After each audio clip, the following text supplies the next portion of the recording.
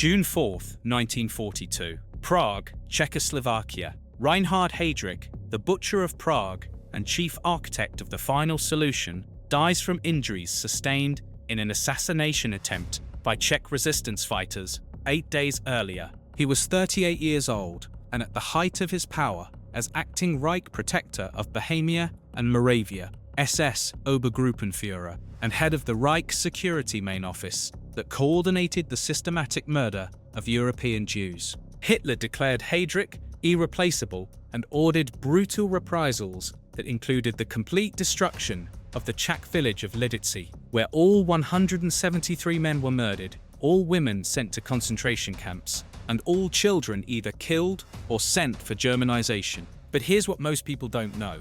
When Heydrich died, he left behind a widow, 4 young children, and a family that would face an impossible choice in the post-war years: acknowledge the father's monstrous crimes or defend his memory as a loyal German officer who served his country. What happened to Reinhard Heydrich's family after World War II is a story more complex than almost any other Nazi legacy. Because his widow, Lina, made a choice that would define her entire life, she spent the next 43 years, until her death in 1985, actively defending her husband, denying his role in genocide, writing memoirs that portrayed him as a misunderstood patriot, and raising her children to believe their father was a hero, martyred by terrorists. This is the story of how the family of the man who chaired the Wannsee Conference, where the administrative details of murdering 11 million Jews were finalized, responded to a legacy of calculated genocide, how his children grew up in the shadow of the Butcher of Prague, and how different family members made radically different choices about whether to embrace,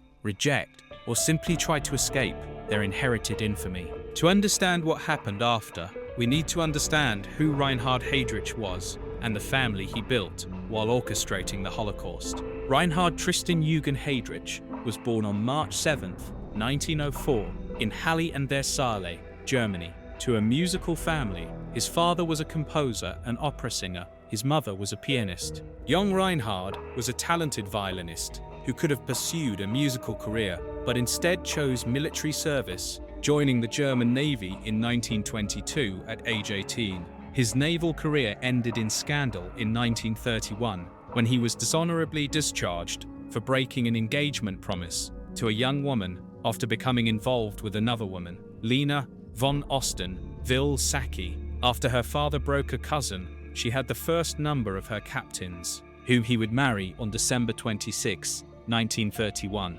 Lina was a fervent Nazi Party member who had joined in 1929, and she introduced Reinhard to National Socialist ideology and connected him with Heinrich Himmler, who recruited Heydrich into the SS in 1931. Heydrich's rise through the SS ranks was meteoric. By 1932, he headed the SS intelligence service, the Sicherheitsdienst, or SD. By 1936, he controlled the Gestapo secret police. By 1939, he headed the Reich Security Main Office that combined all Nazi security and intelligence agencies under one umbrella. Heydrich was brilliant, ruthless, utterly without conscience, and dedicated to the Nazi vision of racial purification through genocide. On January 20, 1942, Heydrich chaired the Wannsee Conference at a villa in Berlin, where 15 Nazi officials met to coordinate the final solution: the systematic murder of all European Jews. The conference lasted just 90 minutes, but in that brief meeting, Heydrich presented plans for deporting 11 million Jews from across Europe to extermination camps, where they would be murdered through mass shooting, gas chambers, forced labor, starvation, and disease. The Wannsee Protocol, the minutes from this meeting, is one of the most chilling documents in human history because of its bureaucratic, matter-of-fact discussion of industrial-scale genocide. Heydrich's role wasn't just administrative. He was the primary architect, the man who translated Hitler and Himmler's ideological goal of eliminating Jews into a concrete, logistically feasible plan of mass murder. By the time he chaired Wannsee in January 1942, the Holocaust was already underway, with mobile killing squads, the Einsatzgruppen, having murdered over 1 million Jews across Eastern Europe through mass shootings But Heydrich's plan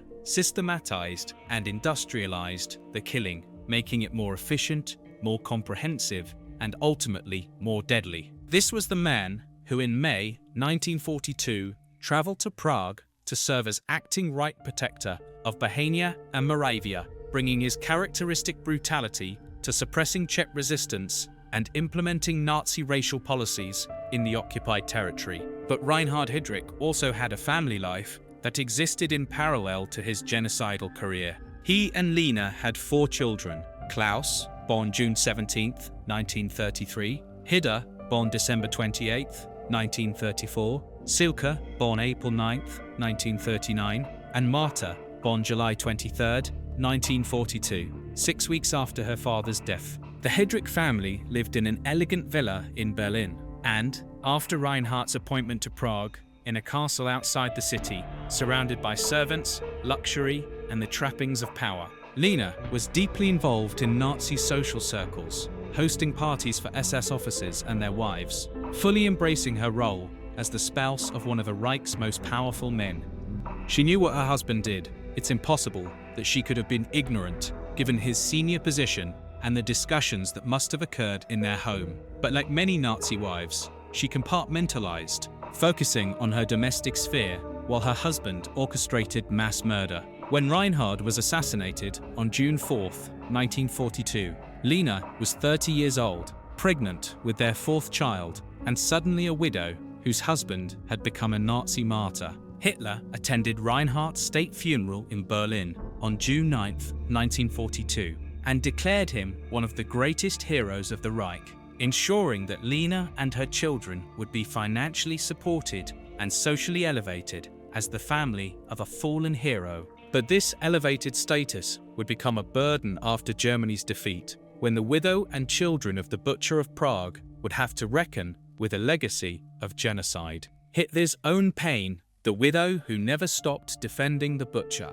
When World War II ended on May 8, 1945, Lina Heydrich was 33 years old, with 4 children ranging from newborn Marte, born July 23, 1942, to 11-year-old Klaus. Unlike other high-ranking Nazi widows who were arrested and interrogated immediately, Lina initially avoided detention because her husband had died in 1942, 3 years before the war ended, and Allied authorities initially focused on living war criminals and their immediate families. But by late 1945, as the full scope of the Holocaust became undeniable, and as investigators began documenting the chain of command that led to genocide, Reinhard Heydrich's central role as the architect of the final solution became clear. The Wannsee Protocol was discovered. Survivor testimonies identified Heydrich as one of the principal architects of the concentration camp system, and his brutal rule in Czechoslovakia was documented through Czech witnesses. Lina could no longer hide in obscurity. In March 1946, American occupation authorities arrested Lina Heydrich and placed her in an internment camp for the wives and family members of major Nazi war criminals. Her 4 children were temporarily placed in the care of relatives, while Lina underwent denazification proceedings that would determine her level of complicity in the Nazi regime and what penalties, if any, she would face. The denazification tribunals that processed Lina's case between 1946 and 1948 revealed a woman who was unrepentant, defiant, and absolutely committed to defending her dead husband's reputation despite overwhelming evidence of his crimes. When prosecutors presented her with the Wannsee Protocol, showing Reinhard had chaired the meeting that finalized plans to murder 11 million Jews, Lina's response was chilling. She claimed her husband had only been following orders from Hitler and Himmler, that he personally had no hatred of Jews, and that he was a loyal officer serving his country. When confronted with testimony from Czech survivors about Reinhard's brutal reprisals, including the Lidich massacre, where an entire village was destroyed and its inhabitants murdered in retaliation for his assassination, Lina argued that such actions were necessary wartime measures to maintain order. When asked if she acknowledged that her husband bore responsibility for the Holocaust, Lina stated, "My husband was a soldier and an officer. He did his duty." The accusations against him are exaggerations by people who want to blame Germany for everything. This position of absolute denial and defense would characterize Lina's public statements for the remaining 37 years of her life. On January 11, 1949, after nearly 3 years of detention and legal proceedings, the Denazification Tribunal classified Lina Heydrich as a major offender due to her enthusiastic support of the Nazi regime and her marriage to one of its principal architects. But she was released from custody because she had not personally committed crimes and because her 4 children needed care. She was fined 500 Deutschmarks, a relatively modest sum, and prohibited from holding public office or working in certain professions, but otherwise, she was free to rebuild her life in post-war Germany. Lina returned to her children and settled in a small town in Bavaria, living on a modest pension provided for Nazi widows whose husbands had been killed during the war. But Lina had no intention of living quietly or accepting her husband's role in genocide. What happened next would shock observers and create controversy that would follow Lina until her death. She began writing her memoirs, giving interviews to right-wing publications, and actively working to rehabilitate Reinhard Heydrich's reputation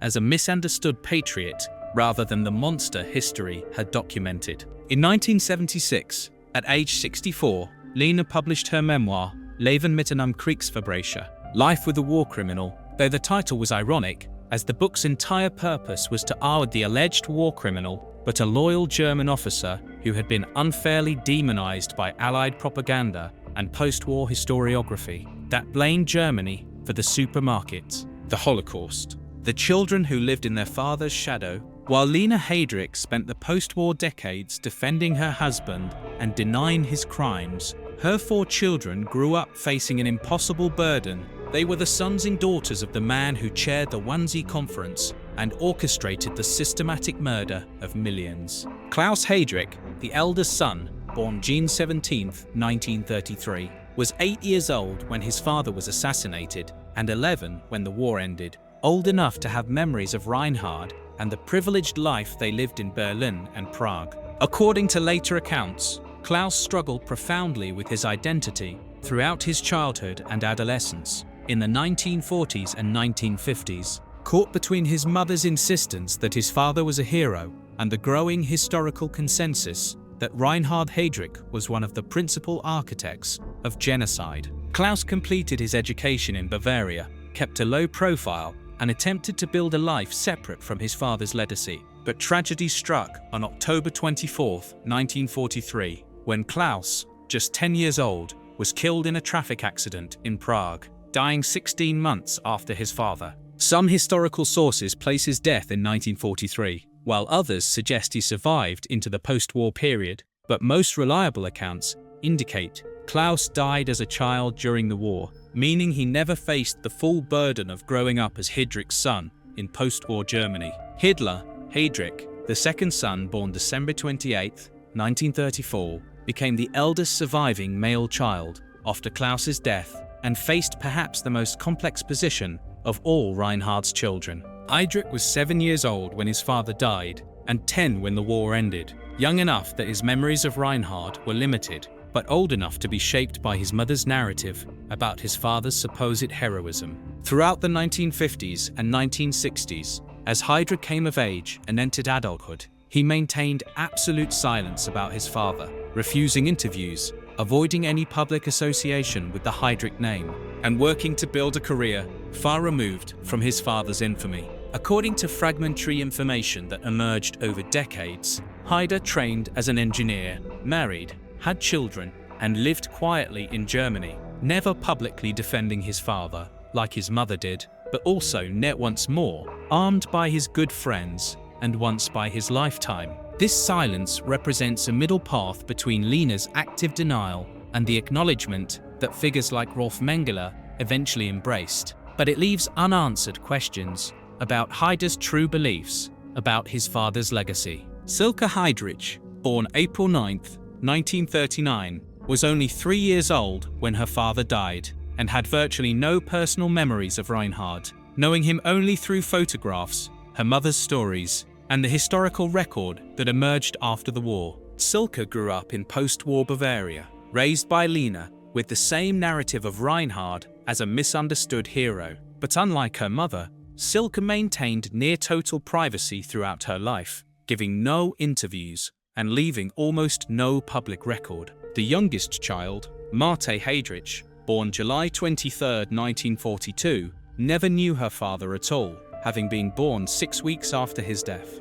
Marte grew up as perhaps the least burdened of Reinhard's children, because she had no memories, no personal connection, only the weight of a name and a legacy she inherited purely by accident of birth. Both Silke and Marte reportedly married, changed their surnames, and disappeared into private lives in Germany, with their current identities and whereabouts unknown to the public and carefully protected from media exposure. If you're finding this exploration of how Nazi families grappled with inherited guilt compelling, subscribe now for more untold historical stories that reveal the human complexities behind history's greatest crimes and the moral choices descendants face when confronting uncomfortable truths. The Heydrich children's collective choice of silence, neither defending like their mother nor publicly condemning like Rolf Mengele, represents a common response among Nazi descendants: the desire to simply disappear,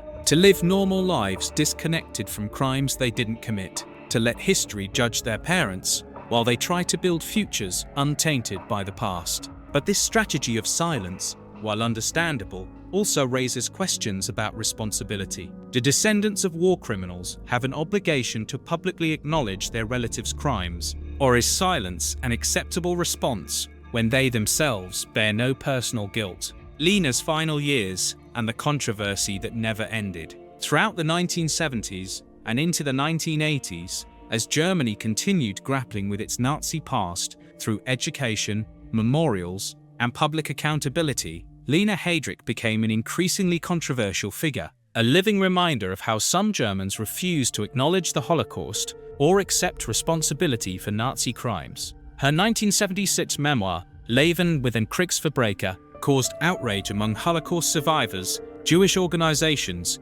and German democratic politicians who condemned the book as revisionist propaganda that minimized genocide and portrayed one of its chief architects as a victim. The book sold moderately well among right-wing circles in Germany and Austria, finding an audience among people who remained sympathetic to Nazi ideology or who wanted to believe that Germany had been unfairly blamed for World War II and the Holocaust. Lina appeared in interviews with sympathetic right-wing publications throughout the late 1970s and early 1980s, consistently maintaining her position that Reinhard had been a loyal officer following orders, that the Holocaust scope had been exaggerated, and that her husband's role had been administrative rather than ideological. In a 1979 interview with a German magazine, when asked if she felt any remorse for the millions who died in the Holocaust her husband helped orchestrate, 67-year-old Lina responded, "I feel sorrow for all who suffered in the war, on all sides. But my husband was not the monster they claim. He was doing his duty to Germany." This inability or unwillingness to acknowledge basic historical truth, maintained until the end of her life, made Lina Heydrich a pariah in mainstream German society, but also a minor hero among neo-Nazi and far-right circles, who saw her as one of the last defenders of the Nazi regime willing to speak publicly. She attended gatherings of SS veteran organizations when they were still legal in Germany in the 1970s, corresponded with other Nazi widows, including Emmy Goering before Emmy's death in 1973, and maintained contact with Gudrun Himmler, creating a network of Nazi descendants who refused to accept their relatives' guilt. On August 14, 1985, Lina Heydrich died on Fehmarn, an island in the Baltic Sea, at age 74. Her death received minimal media coverage in Germany, with brief obituaries noting she was the widow of Reinhard Heydrich and had spent her life defending his memory. Unlike some Nazi family members whose graves became neo-Nazi pilgrimage sites, Lina's burial was private and her grave location was not publicized, though whether this was by design to prevent shrine building or simply because she had faded from public consciousness is unclear. But what makes Lina's legacy particularly troubling is how her decades of denial and defense may have shaped her children's and grandchildren's understanding of their family history. While Heide, Silke, and Marte maintained public silence, none ever publicly contradicted their mother's narrative or acknowledged their father's crimes in the way Rolf Mengele did. This suggests that Lina's influence may have prevented her children from engaging honestly with historical truth, though without public statements from them, we can only speculate. As of 2024, 82 years after Reinhard Heydrich's death and 39 years after Lina's death, the surviving Heydrich's children will be in their 80s, if still alive, and Reinhard's grandchildren and great-grandchildren are likely living normal lives in Germany under different surnames, carrying a legacy they may or may not fully acknowledge. The deliberate privacy maintained by these descendants, which is their right, means we know almost nothing about how the third and fourth generations have processed their connection to the Butcher of Prague. The legacy of silence and the questions that remain. The Heydrich family story reveals a pattern markedly different from other Nazi families we've examined. While Gudrun Himmler actively supported war criminals and Rolf Mengele publicly acknowledged his father's crimes, the Heydrich children chose almost complete silence, a third path that neither defended nor condemned, but simply avoided engagement with their father's legacy altogether. This silence has been maintained so successfully that unlike the Himmler, Goering, or Mengele families, where journalists and historians have tracked down descendants and documented their positions, the Heydrich descendants, after Lina's generation, have remained almost completely invisible to public scrutiny. There are no confirmed interviews with Heydrich, Silke, or Marte Heydrich as adults, no photographs of them after childhood, no public statements about their father, and no documented positions on whether they acknowledge his role in orchestrating the Holocaust. This level of privacy, maintained across 8 decades, from 1942 to 2024, suggests a family that made a collective decision to simply disappear from history's view, to live as if the connection to Reinhard Heydrich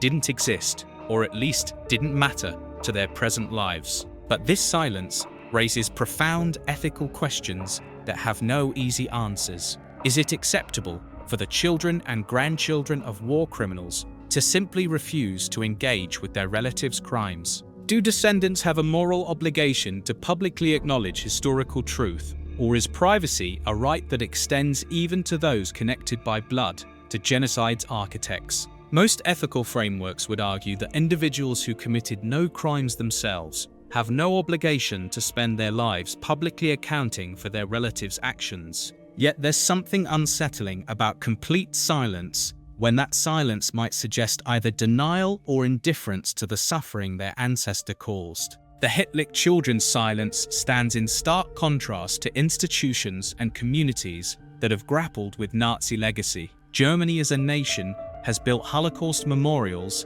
mandated education about Nazi crimes, paid reparations to survivors, and engaged in ongoing public acknowledgement of historical guilt. But the Heydrich family, at least publicly, has done none of this, neither defending Reinhard, like their mother, nor acknowledging his crimes like Rolf Mengele, simply maintaining a wall of privacy that prevents any public reckoning. There's also the question of what the Heydrich descendants know and believe privately about their ancestor. Do Reinhard's grandchildren and great-grandchildren, born decades after his death, even know they're related to the man who chaired the Wannsee Conference? Have their parents told them the truth about their family history, or have they concealed it to spare them the burden? In the age of DNA testing and genealogical databases, maintaining such secrets becomes increasingly difficult, yet the Heydrich descendants have somehow managed to avoid public identification in ways that even Hitler's and Mengele's relatives have not.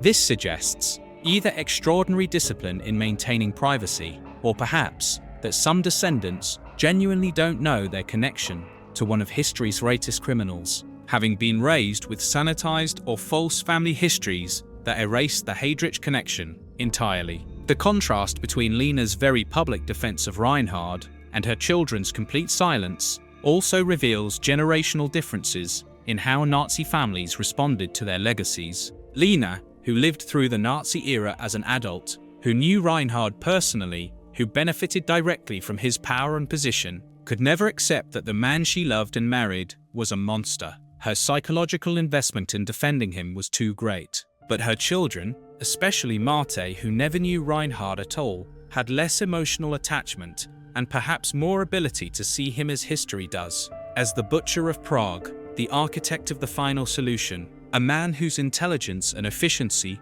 were devoted entirely to genocide. Whether they actually see him this way, or whether they've internalized their mother's narrative of Reinhard as a misunderstood patriot, remains unknown. But their silence suggests, at minimum, an understanding that publicly defending him would be indefensible in modern society. As we reach 2024, the Heydrich family legacy remains one of the most mysterious among major Nazi families, with almost no public information about how descendants have processed their connection to Reinhard's crimes or what they believe about his role in history. The Heydrich family's path of silence, neither the active denial of Lina and Gudrun Himmler nor the painful acknowledgement of Rolf Mengele, reveals a third response to inherited evil: the choice to simply disappear, to refuse engagement, to live as if the connection doesn't exist. Whether this represents ethical evasion or simply a family's right to privacy